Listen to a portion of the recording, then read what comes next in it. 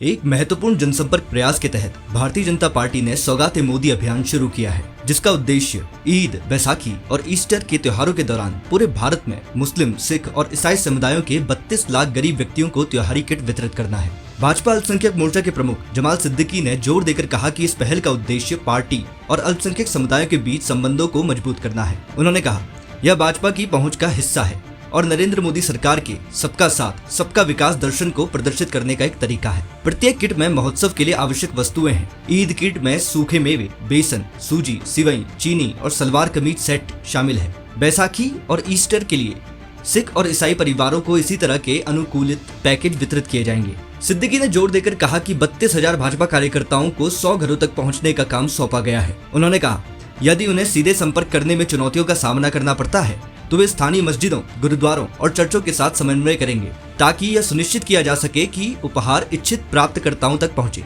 इन महत्वपूर्ण त्योहारों के दौरान लोगों तक पहुंचकर भाजपा का उद्देश्य अल्पसंख्यक समुदायों के बीच की खाई को पाटना तथा उनके साथ एकजुटता प्रदर्शित करना है। सिद्दीकी ने इस बात पर जोर दिया कि यह पहल भाजपा की व्यापक पहुंच रणनीति का हिस्सा है और यह सरकार के समावेशी विकास के दृष्टिकोण को प्रतिबिंबित करती है। भाजपा और मुस्लिम वर्ग के बीच असहज संबंधों की सियासी धारणा के बीच अल्पसंख्यक मोर्चा के माध्यम से भाजपा लगातार इस वर्ग से भी जुड़ाव के जतन करती दिखाई देती है।